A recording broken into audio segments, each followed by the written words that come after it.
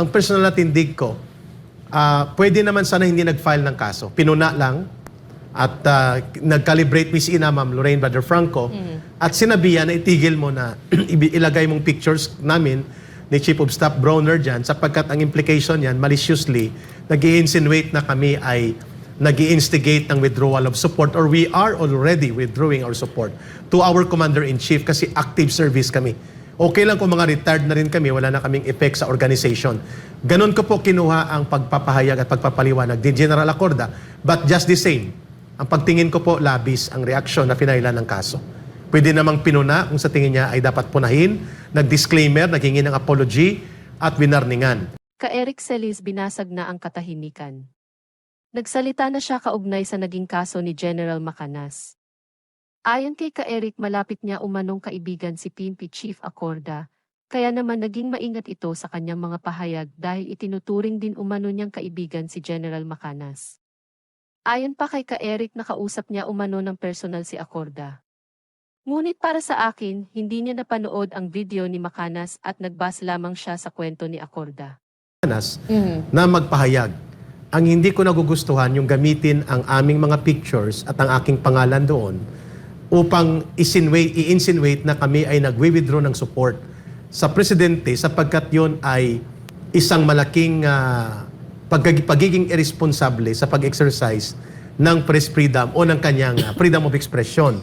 Siguro sabi ko sa kanya, so kung hindi inilagay ang picture mo, sir, okay, at hindi ganun ang title ng kanyang sinasabi na AFP PNP Generals withdrawing support from the President, from BBM, sabi niya, kung wala yung picture ko, kapag ganun ang headline, hindi ko yun pakikialaman. Okay. Pero yung putting me in the limelight at kakalat sa buong mundo through internet na ako ay nagwi-withdraw ng support sa Presidente at hindi totoo yun, ito ay very foul at unforgivable ang term na ginamit niya. Wow, ano ka lang, na kwento ba sa'yo ni PNP Chief if yung unang ginawa niya ba, nag-reach out muna siya dun kaya, no? Hindi daw niya kilala, tapos hindi rin siya, akala ko nga magbibigay lang siya ng warning. Walang escalation. Yung calibrated reaction, tama ka doon, Miss Ina, Ma'am Lorraine.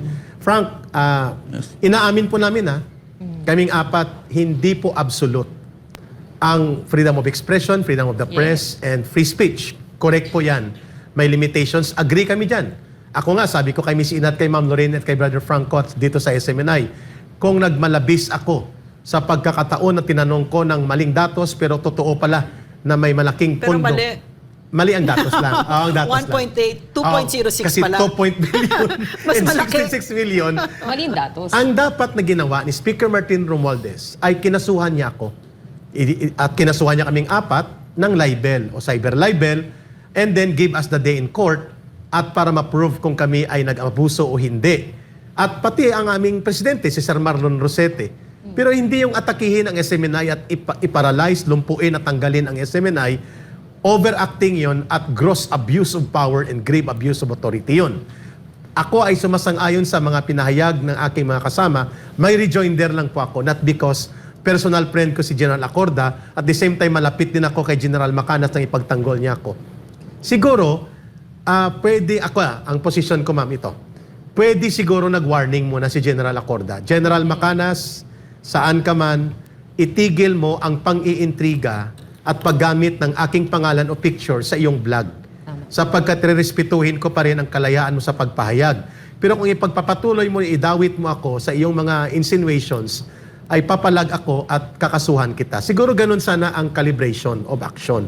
Tsaka hindi rin tama yung sinabi niya, ma'am, na word na medyo mabigat yon, unforgivable. Yeah, gosh. Kasi sabi ni Brother Franco, with great power comes great responsibility and accountability. And with great power comes also the nature of perception of the people na napakapoderoso po ninyo.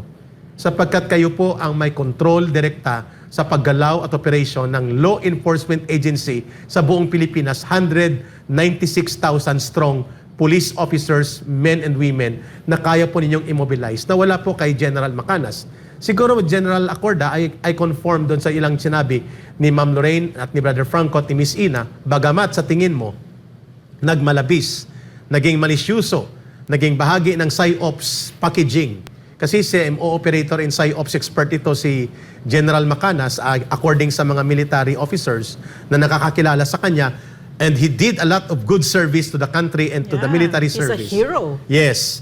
Pwede namang Imagine sinabihan. to do that to a hero. Oo. no? Pwede namang sinabihan siguro ni General Acorda, senior niya rin ito sa service sa security sector. Sir Macanas, sir, pwede ba tanggalin mo yung picture ko? Winawarningan kita, hindi totoo yung sinasabi mo, mali yan. And kapag inuulit mo yan, And can you apologize? And can you apologize? Yeah, make a disclaimer. Very disclaimer, clarify it. and next time around, be circumspect and prudent and diligent enough na nasa makatotohanan ang iyong mga assertions sa iyong vlog. Because may mga implications yan sa security ng ating bansa.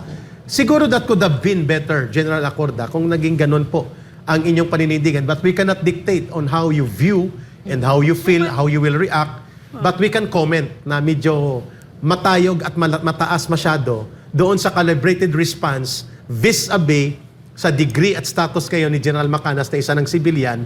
I don't think so that he can create destabilization or influence any command of the AFP or the PNP for that matter. If he finds that something as small as that as unforgivable, I would like to know what is forgivable for this man.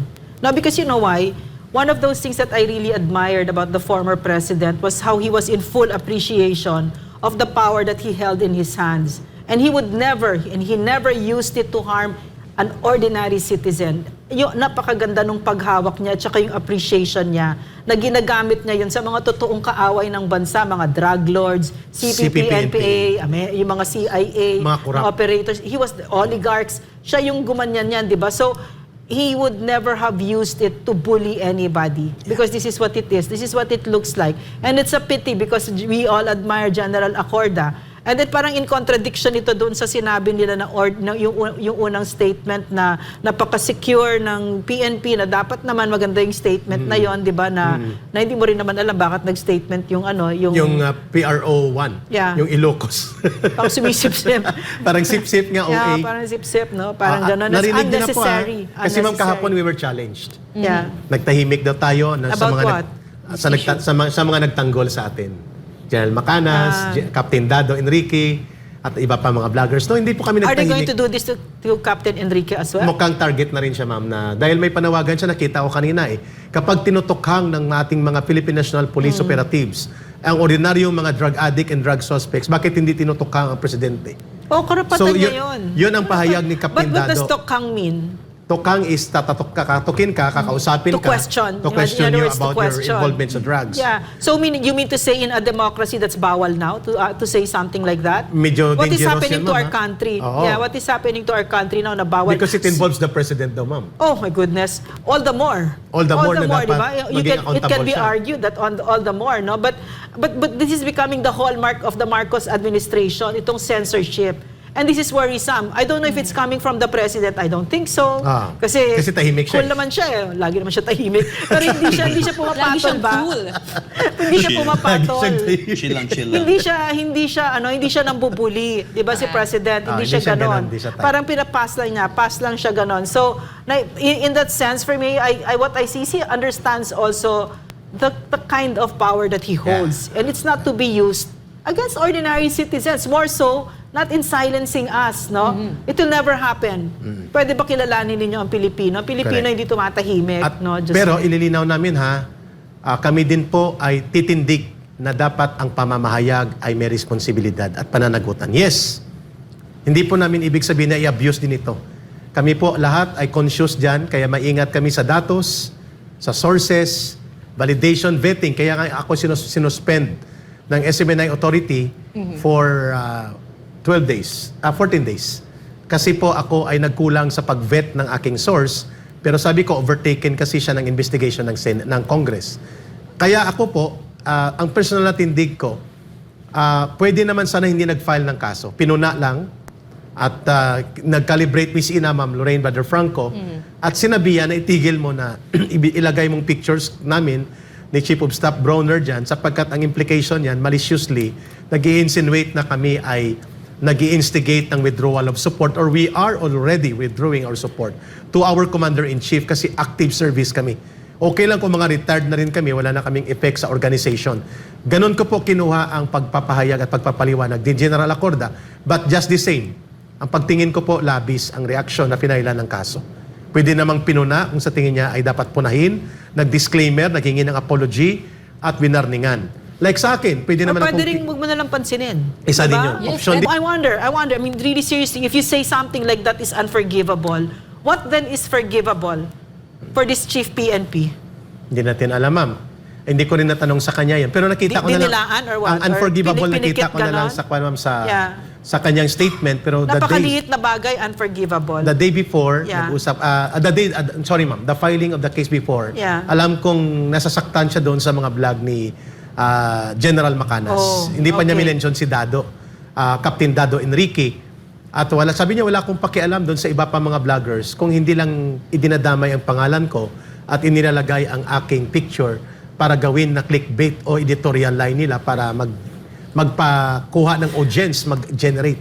Sabi ko, sir, nasa karapatan mo rin yan, pero baka mas magiging mainam na let it be and then just make a clarificatory statement, which he did during the flag raising ceremony at Camp Crame. Pero at noon time, nag-file na siya ng kaso. Pero alam mo, naiintindihan ko din yung dinadaanan ni General Acorda kasi tao din yan no, nasasaktan siya. Pero kasi talaga pag nandyan ka, talagang yayakapin mo lahat yan. Yung pambabatikos, lahat yan. Yayakapin mo lahat yan. It's all part of it goes with the territory. It comes with the territory.